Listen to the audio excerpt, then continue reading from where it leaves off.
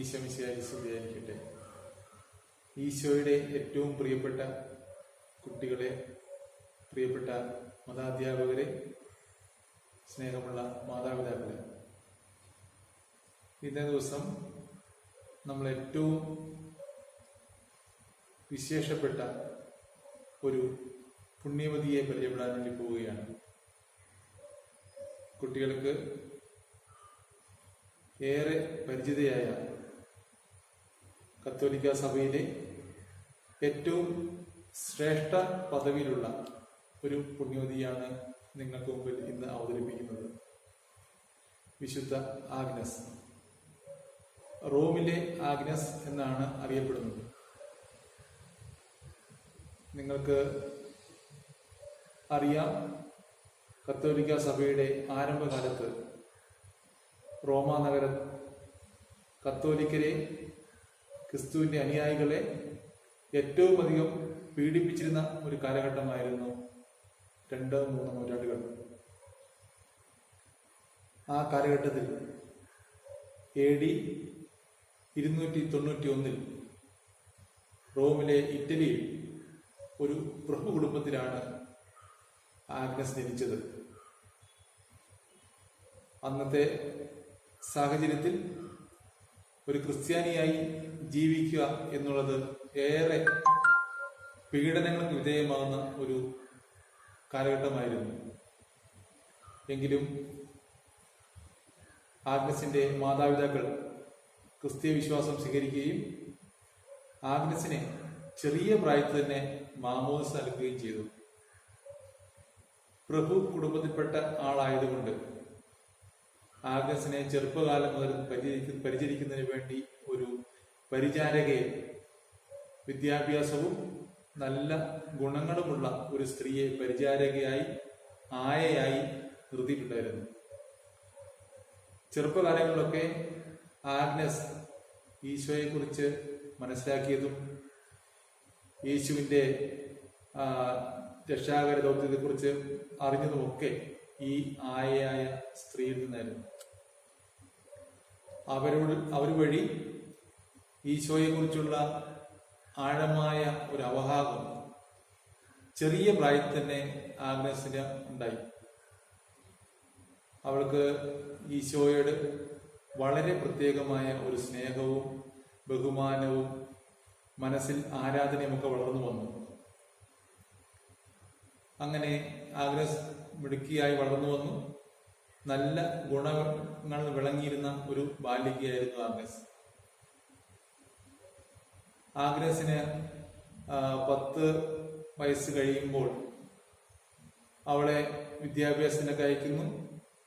നല്ല രീതിയിലുള്ള മതബോധനവും അതുപോലെയുള്ള വിദ്യാഭ്യാസ കാര്യങ്ങൾക്കും അവളെ വളർത്താൻ വേണ്ടി മാതാപിതാക്കൾ സമയം കണ്ടെത്തുന്നു. ഈ അവസരത്തിൽ റോമിലെ ഒരു ഉന്നത സ്ഥാനമുള്ള മന്ത്രി പദവിയിലുള്ള ഒരാളുടെ മകൻ ഈ പ്രഭുകുമാരിയായ ആഗ്നസിനെ അവളുടെ സൗന്ദര്യം കണ്ടിട്ട് വിവാഹ അഭ്യർത്ഥനയുമായി വന്നു.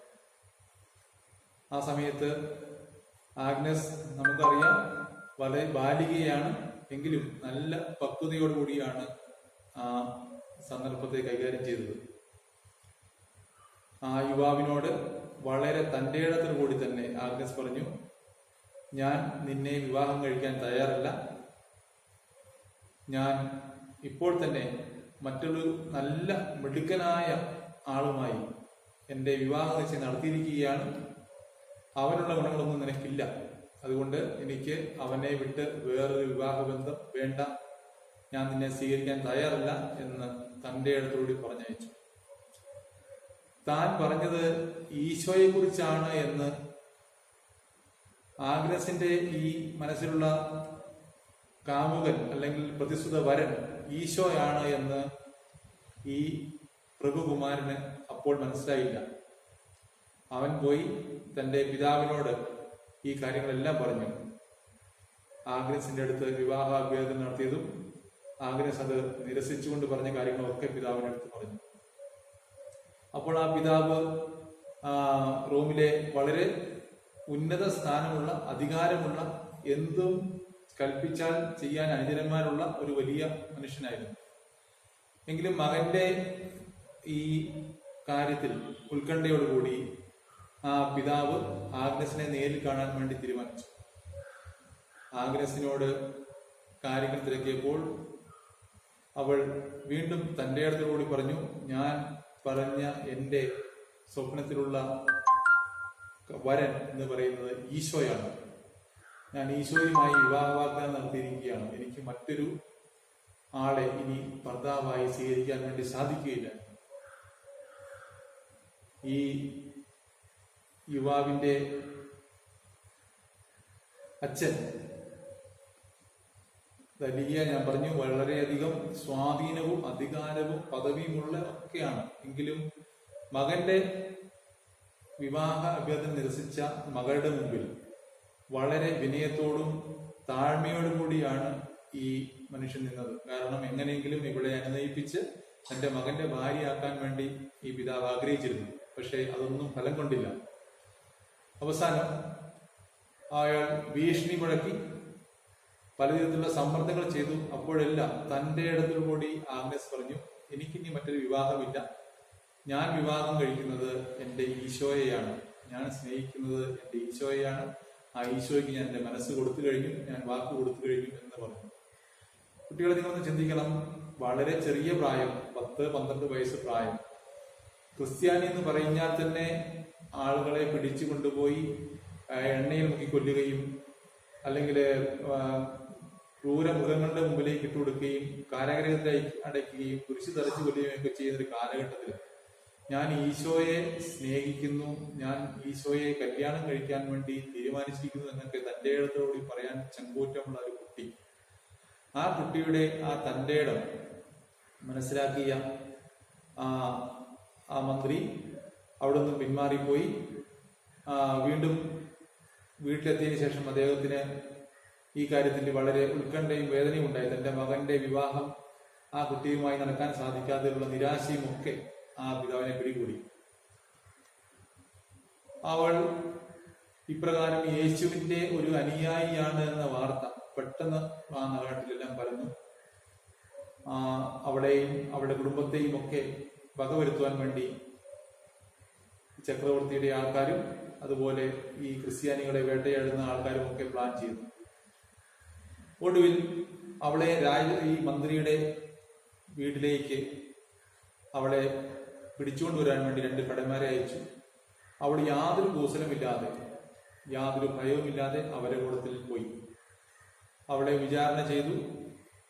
ആ സമയത്ത് അവൾ വീണ്ടും തന്റെ ഈശോയുടെ സ്നേഹം ആവർത്തിച്ചു പറഞ്ഞു. എനിക്ക് ഈശോ രക്ഷകനാണ്. ഈ ലോകത്തിലേക്ക് വന്ന, ലോകത്തെ മുഴുവൻ രക്ഷിക്കാൻ വന്ന ദൈവപുത്രനാണ്. എൻ്റെ പ്രിയനാണ്. ആ ഈശോയെ വിട്ട് ഞാൻ മറ്റൊരു കാര്യത്തിന് പോകില്ല എന്ന് പറഞ്ഞു. അപ്പോൾ വീണ്ടും മന്ത്രി ഒരു വാഗ്ദാനം കൊടുക്കുകയാണ്. നീ ഈശോയെ തള്ളി പറയുകയാണെങ്കിൽ, നീ റോമിലെ ദേവതമാരെ ആരാധിക്കുകയാണെങ്കിൽ നിന്നെ വെറുതെ വിടാം. അല്ലെങ്കിൽ നിന്നെ തുറുങ്കിലടയ്ക്കും, ശിക്ഷിക്കും. നിന്നെ മറ്റ് നീച പ്രവൃത്തികൾ ചെയ്യുന്ന ആൾക്കാരുടെ ഇടയിലേക്ക് നിന്നെ എറിഞ്ഞു കൊടുക്കും. അപ്പോൾ നിന്നെ അവർ പിച്ചി ചീന്തും, നിന്നെ വളരെയധികം ഉപദ്രവിക്കുന്നെല്ലാം പറഞ്ഞ് സമ്മർദ്ദം ചെയ്തു തോന്നും. പക്ഷെ എന്തു വന്നാലും താൻ ഈശോയെയോ ക്രിസ്തീയ വിശ്വാസത്തെയും തള്ളി പറയുകയില്ല എന്ന് ഉറച്ചു നിന്നുകൊണ്ട് പ്രഖ്യാപിച്ചുകൊണ്ട് അവൾ തന്റെ നിലപാട് ആവർത്തിച്ചു. തുടർന്ന് അവളെ ആ ദിവസം രാത്രിയിൽ ലോക്കപ്പിൽ അടച്ചു. ലോക്കപ്പിൽ ആയിരിക്കുന്ന സമയത്ത് അവളുടെ കയ്യിലും കാലിലും ചങ്ങലകളാൽ ബന്ധിക്കാൻ വേണ്ടി ഉത്തരവ് കൊടുത്തു.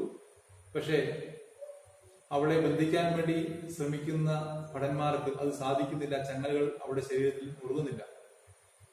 കാരാഗ്രഹത്തിൽ അവൾക്ക് തറയിൽ കിടക്കാൻ വേണ്ടിയിട്ടാണ് കൊടുത്തത്. പക്ഷേ രാത്രിയായപ്പോൾ ഒരു ദൈവദൂതൻ വന്ന് അവൾക്ക് നല്ല പുതപ്പും കിടക്കയും ഒക്കെ നൽകിയ ഒരു സംഭവം ഉണ്ടായി. അപ്പോൾ അവൾ തന്റെ യേശുവിനെ, തന്റെ നാഥനെ, തന്റെ പ്രാണനാഥനെ വീണ്ടും കൂടുതൽ തീവ്രമായി തീക്ഷ്ണമായി സ്നേഹിക്കാൻ വേണ്ടി തുടങ്ങി. പിറ്റേന്ന് വീണ്ടും ആഗ്നസിന്റെ മനസ്സിൽ മാറ്റമുണ്ടായിട്ടുണ്ടോ എന്നറിയാൻ വീണ്ടും മന്ത്രി തന്റെ കോടതിയിലേക്ക് വിളിപ്പിച്ചു. അപ്പോഴും ആഗ്നസ് യാതൊരു മാറ്റവും ഭാവഭേദവും ഇല്ലാതെ തന്റെ നിലപാട് ആവർത്തിച്ചു. എനിക്ക് യേശുവിനെ മതി, എനിക്ക് ക്രിസ്ത്യാനിയായി ജീവിക്കണം, അതിൽ ഞാൻ അഭിമാനിക്കുന്നു എന്ന് പറഞ്ഞു. ഒടുവിൽ അവളെ വീണ്ടും ഒന്നുകൂടി മനംമാറ്റം ഉണ്ടാകുമോ എന്നറിയാൻ വേണ്ടി കാരാഗ്രഹത്തിലേക്ക് അയച്ചു. രണ്ടാമത്തെ രാത്രി, ആ രാത്രിയിൽ അവളെ ഉപദ്രവിക്കാൻ വേണ്ടി, അവളെ നശിപ്പിക്കുവാൻ വേണ്ടി ഈ മന്ത്രിയുടെ പുത്രൻ കാരാഗ്രഹത്തിന്റെ വാതിൽ തുറന്ന് അകത്തേക്ക് വന്നു. അവളെ സ്പർശിക്കുന്നതിന് മുമ്പ് തന്നെ ഒരു ദൈവദൂതൻ വന്ന് ആ യുവാവിനെ വെട്ടി വീഴ്ത്തി അവൻ ആ തൽക്ഷണം മൃതിയടഞ്ഞു. ഈ വാർത്ത കേട്ട് ഉടൻ തന്നെ മന്ത്രി, പരിചാരകരും പിങ്കരന്മാരും എല്ലാം ഓടിയെത്തി. നോക്കുമ്പോൾ തന്റെ മകൻ, മന്ത്രിയുടെ ഏക മകൻ, ആഗ്നസിന് മുമ്പിൽ മരിച്ചു കിടക്കുന്നതാണ് കണ്ടത്. അപ്പോൾ ആരാണ് ചെയ്തതെന്ന് ആഗ്നസിനോട് ചോദിച്ചപ്പോൾ ആഗ്നസ് പറഞ്ഞു, എനിക്കറിയില്ല, എന്റെ ഈശോ തന്റെ ദൂതനെ വിട്ട് ഈ ദുഷ്ടനെ വകവരുത്തിയതായിരിക്കാം എന്ന് പറഞ്ഞു. അപ്പോൾ രാജാവ്, മന്ത്രി വളരെ സങ്കടത്തോടുകൂടി അവളുടെ മുമ്പിൽ കേണപേക്ഷിച്ചു, നിന്റെ ദൈവത്തിന് ഇത്രമാത്രം ശക്തിയുണ്ടെങ്കിൽ നീ പ്രാർത്ഥിച്ച് എന്റെ മകനെ ജീവനോടെ തിരികെ കൊണ്ടുവന്നാൽ നിന്നെ ഞാൻ കാരാഗ്രഹത്തിൽ നിന്ന് മോചിപ്പിക്കാമെന്ന ഒരു വാഗ്ദാനം നൽകി. അപ്പോൾ അവൾ പറഞ്ഞു, ശരി, ഞാൻ പ്രാർത്ഥിക്കാം, എന്റെ ദൈവത്തോട് ഞാൻ പ്രാർത്ഥിക്കാം, എന്റെ ഈശോയോട് ഞാൻ പ്രാർത്ഥിക്കാം, നിങ്ങൾ എല്ലാവരും ഈ കാരാഗ്രഹത്തിൽ നിന്ന് പുറത്തു പോകണം, ഞാൻ പ്രാർത്ഥിക്കാമെന്ന് പറഞ്ഞു. അതനുസരിച്ച് ആഗ്നസിന്റെ മുറിയിലേക്ക് കടന്നു വന്ന, തലവറയിലേക്ക് കടന്നു വന്ന കിങ്കരന്മാരും മന്ത്രിയും എല്ലാവരും പുറത്തേക്ക് പോയി അവൾ കൈകൾ വിരിച്ചു പിടിച്ച് ഈശോയോട് പ്രാർത്ഥിച്ചു. അല്പസമയത്തിനുള്ളിൽ ഈ ബാലൻ, ഈ മന്ത്രിയുടെ പുത്രൻ, ജീവൻ തിരിച്ചു കിട്ടി തുള്ളിച്ചാടി ഈ കാരാഗ്രഹത്തിന് പുറത്തേക്ക് പോയി. അപ്പോൾ ഇത് കണ്ട് മന്ത്രിക്ക് വളരെ അതിശയമായി. മന്ത്രി വീണ്ടും അവളെ സമീപിച്ചു. നിന്റെ മനസ്സിൽ എന്തെങ്കിലും മാറ്റമുണ്ടോ? എന്റെ മകനെ കല്യാണം കഴിക്കാൻ വേണ്ടി സാധിക്കുമോ എന്ന് ചോദിച്ചു. അവൾ അപ്പോഴും നിരസിച്ചു പറഞ്ഞു. അപ്പോൾ ആ മന്ത്രിയുടെ കോടതിയിലുണ്ടായിരുന്ന മറ്റ് ന്യായാധിപന്മാരും ഇത് വിചാരണ കേൾക്കാൻ വേണ്ടി എത്തിയിരുന്ന മറ്റ് ആൾക്കാരുമൊക്കെ ഇവളെ കൊല്ലണമെന്നും അവളെ തീയിലെറിയണമെന്നും അവളുടെ തലയറക്കണമെന്നും പല രീതിയിലുള്ള അഭിപ്രായ പ്രകടനം നടത്തി. അപ്പോൾ രാജാവ് അവളോട് നൽകിയ ഒരു വാഗ്ദാനം, മന്ത്രി അവളോട് നൽകിയ ഒരു വാഗ്ദാനം ഉണ്ടായിരുന്നു, നീ എന്റെ മകനെ രക്ഷിച്ചാൽ നിന്നെ വെറുതെ വിടാമെന്നുള്ള ഒരു വാഗ്ദാനം. അതുകൊണ്ട് ഈ ജനങ്ങളുടെ ആർപ്പുവിളി, ഇവളെ കൊല്ലണമെന്നുള്ള ആർപ്പുവിളിക്ക് മുമ്പിൽ രാജാവ് പകച്ചു നിന്നു. തന്റെ വാക്ക് പാലിക്കണമോ, ജനങ്ങളുടെ ആഗ്രഹം സാധിക്കണമോ എന്നുള്ള ഒരു ആശങ്ക മന്ത്രിയുടെ മനസ്സിലുണ്ടായി. അപ്പോൾ ആ തൽക്കാലത്തേക്ക് പീലാത്തോസ് ചെയ്തതുപോലെ ഈ മന്ത്രി ആഗ്നസിനെ വിചാരണ ചെയ്യുന്നതിനും വിധി നടപ്പാക്കുന്നതിനുമായി മറ്റൊരു ഉദ്യോഗസ്ഥന്റെ അടുത്തേക്ക് അയച്ചു. അദ്ദേഹത്തിന്റെ കോടതിയിലും അവൾക്കെതിരെയുള്ള കുറ്റങ്ങൾ ആവർത്തിച്ചു. അവൾ റോമയിലെ ദൈവങ്ങളെ, റോമ ദേവന്മാരെ ആരാധിക്കാൻ തയ്യാറാകുന്നില്ല എന്നുള്ള ആ ഒരു കുറ്റമായിരുന്നു അവളുടെ മേൽ ആരോപിക്കപ്പെട്ടിരുന്നത്. വീണ്ടും അവൾ പറഞ്ഞു, ഞാൻ മറ്റൊരു ദൈവത്തെയും ആരാധിക്കില്ല, എന്റെ ദൈവം ഈശോയാണ്, ഞാൻ ഈശോയെ മാത്രമേ ആരാധിക്കൂ എന്ന് പറഞ്ഞു. അവസാനം കോടതി അവളെ അഗ്നികുണ്ഡത്തിൽ എറിഞ്ഞ് കൊല്ലുവാൻ വേണ്ടി വിധിച്ചു. അങ്ങനെ അവളെ പിടിച്ചുകെട്ടി അഗ്നികുണ്ഡത്തിന്റെ നടുവിലേക്ക് ഒരു തൂണിൽ അവളെ കൊണ്ട് കെട്ടിയിട്ടു. അവൾ അവിടെ നിന്നുകൊണ്ട് പ്രാർത്ഥിച്ചു, എന്റെ സ്നേഹനിധിയായ ഈശോ, ഈ ദുരന്തങ്ങൾക്കെല്ലാം മുമ്പിൽ വളരെ തന്റെ അടുത്തോട് നിന്നെ ഏറ്റുപറയുന്നതിനും നിന്റെ ശക്തിയെ പ്രഘോഷിക്കുന്നതിനും എനിക്ക് അവസരം തന്നതിനും ഞാൻ നന്ദി പറയുന്നു. ഈ എല്ലാ പീഡനങ്ങളെയും പരീക്ഷണങ്ങളെയും തരണം ചെയ്യാനുള്ള ശക്തി എനിക്ക് തരണമേ എന്ന് അവൾ പ്രാർത്ഥിച്ചു. അത്ഭുതം എന്ന് പറയട്ടെ, അവളുടെ ചുറ്റും ആളിക്കത്തിയ തീനാവുകൾ അവളെ സ്പർശിച്ചില്ല, അവൾക്ക് പൊള്ളലേറ്റില്ല. തുടർന്ന് അവളെ അഗ്നികുണ്ഡത്തിൽ നിന്നും പുറത്തേക്ക് ചാടിച്ച് അവളുടെ മാനസികമായി തകർക്കാൻ വേണ്ടി അവളുടെ വസ്ത്രങ്ങൾ ഓരോന്നായി ഉരിഞ്ഞു മാറ്റുവാൻ ഒരു കൽപ്പന പുറപ്പെടുവിച്ചു. അവളെ പരസ്യമായി നഗ്നയാക്കാൻ വേണ്ടി രാജാവും മന്ത്രിമാരും ജഡ്ജിയും ഒക്കെ പരിശ്രമിച്ചപ്പോൾ വസ്ത്രങ്ങൾ അഴിയുന്നതിനനുസരിച്ച് അവളുടെ തലമുടി വളർന്നു വന്ന് ശരീരം മുഴുവൻ മറച്ചു. അവളുടെ നഗ്നത മറയ്ക്കുന്ന രീതിയിൽ അവളുടെ തലമുടി വളർന്ന് അവളുടെ ശരീരം മുഴുവൻ ആ തലമുടി കൊണ്ട് മറിഞ്ഞു. അപ്പം അവിടെയും ദൈവത്തിന്റെ ഇടപെടൽ, ഈശോയുടെ ഒരു കരുതൽ എല്ലാവരും ദർശിച്ചു. എന്നിട്ട് പോലും അവർക്ക് ആർക്കും മനസാന്തരം ഉണ്ടായില്ല. എന്തു വന്നാലും അവളെ നശിപ്പിക്കണം, അവളെ കൊല്ലണമെന്ന് തീരുമാനിച്ച് അവർ വീണ്ടും അവളെ വധശിക്ഷയ്ക്ക് വിധിക്കാൻ വേണ്ടിയിട്ട് ആ പദ്ധതികൾ ആസൂത്രണം ചെയ്തു. അങ്ങനെ അവളെ വാളിന് ഇരയാക്കി കൊന്നു എന്നാണ് ചരിത്രം പറയുന്നത്. സന്തോഷത്തോടുകൂടി യേശുവിന് വേണ്ടി മരണം ഏറ്റുവാങ്ങിയ വിശുദ്ധ. 12 വയസ്സിലാണ് അവൾ ഈ രക്തസാക്ഷിത്വം വഹിച്ചത്. തൻ്റെ പ്രാണനാഥനെ, യേശുവിനെ ഉപേക്ഷിക്കാൻ തയ്യാറാകുന്നില്ല എന്നുള്ള ഒറ്റ കുറ്റാരോപണത്തിന്റെ പേരിലാണ് അവൾ ചെറിയ പ്രായത്തിൽ തന്നെ രക്തസാക്ഷിയായത്. നമുക്ക് ഏറെ ചിന്തിക്കേണ്ട ഒരു സന്ദേശമാണ് ഇന്ന് ആഗ്നസ് തരുന്നത്. നമ്മുടെ കുട്ടികളെല്ലാം ചെറിയ പ്രായത്തിൽ പോലും പലവിധ ചൂഷണങ്ങൾക്കും പീഡനങ്ങൾക്കും ലൈംഗിക അതിക്രമങ്ങൾക്കൊക്കെ വിധേയരാകുമ്പോൾ, അല്ലെങ്കിൽ മറ്റു വിധത്തിലുള്ള പ്രലോഭനങ്ങൾക്ക് വഴിപ്പെട്ട് കുട്ടികളൊക്കെ ദുർമാർഗത്തിലേക്ക് ചായാൻ വേണ്ടി ശ്രമിക്കുമ്പോൾ, എല്ലാ പ്രലോഭനങ്ങളുടെയും മുമ്പിൽ ഈശോയാണ് എൻ്റെ പ്രിയതമൻ, ഈശോയാണ് എൻ്റെ രക്ഷകൻ എന്ന് ഏറ്റുപറഞ്ഞുകൊണ്ട് മരണത്തെ പുഞ്ചിരിയോടുകൂടി സ്വീകരിച്ച ഒരു വിശുദ്ധ, അത് കുട്ടികളായ നിങ്ങൾക്ക് എല്ലാവർക്കും ഏറെ പ്രചോദനവും മാതൃകയും നൽകുന്ന ഒരു വിശുദ്ധയാണ്. ഈ വിശുദ്ധ സെന്റ് ആഗ്നസ് ചരിത്രത്തിൽ അറിയപ്പെടുന്നത് ആദ്യത്തെ വനിത വിശുദ്ധയായി പ്രഖ്യാപിക്കപ്പെട്ട ആദ്യ വനിത എന്ന ഒരു പ്രസിദ്ധിയുടെ പേരിലാണ്. റോമയിലെ അവളുടെ കബറിടത്തിൽ പിന്നീട് ഒരു വലിയ ബസിലിക്ക പണിതു. അവളുടെ തിരുശേഷിപ്പുകളായി ഇന്നും ആ ബസിലിക്കയിൽ അവളുടെ തലയോട്ടിയും മറ്റ് അസ്ഥികളും പൂജ്യമായി സൂക്ഷിച്ചിട്ടുണ്ട്. വിശുദ്ധ ആഗ്നസിനെ ഇന്ന് നമ്മൾ പല ചിത്രങ്ങളും കാണുന്നത് ഒരു കയ്യിൽ ഒരു കുഞ്ഞാടും ഒരു കയ്യിൽ ഒലിവലയും പിടിച്ചു നിൽക്കുന്ന ഒരു സുന്ദരിയായ യുവതിയുടെ ചിത്രത്തിലൂടെയാണ് ആഗ്നസിനെ ഇന്ന് ചിത്രീകരിക്കുന്നത്.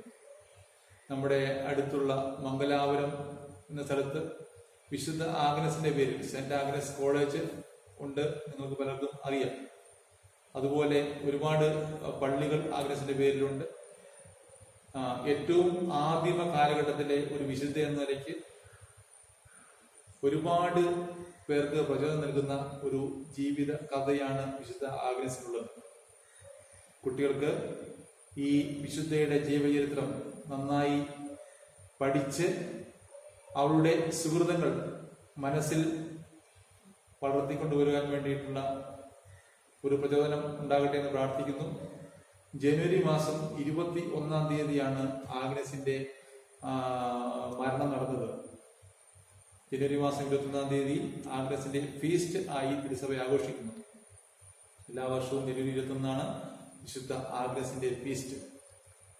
നമ്മുടെ ഈ സൺഡേ സ്കൂളിലെ എല്ലാ ആഗ്നസ്മാർക്കും, ഈ ഇടവകയിലെ ആഗ്നസ് നാമധാരികളായ എല്ലാ പേർക്കും ഈ പുണ്യവതിയുടെ പ്രത്യേകമായ അനുഗ്രഹം ഉണ്ടാവട്ടെ എന്ന് പ്രാർത്ഥിക്കുന്നു. ഈ പുണ്യവതിയിലൂടെ നമ്മുടെ ഇടവകയിലെ കുട്ടികൾക്കും ഒരുപാട് അനുഗ്രഹങ്ങൾ ഉണ്ടാകട്ടെ എന്ന് പ്രാർത്ഥിക്കുന്നു. ഏവർക്കും നന്ദി, നമസ്കാരം.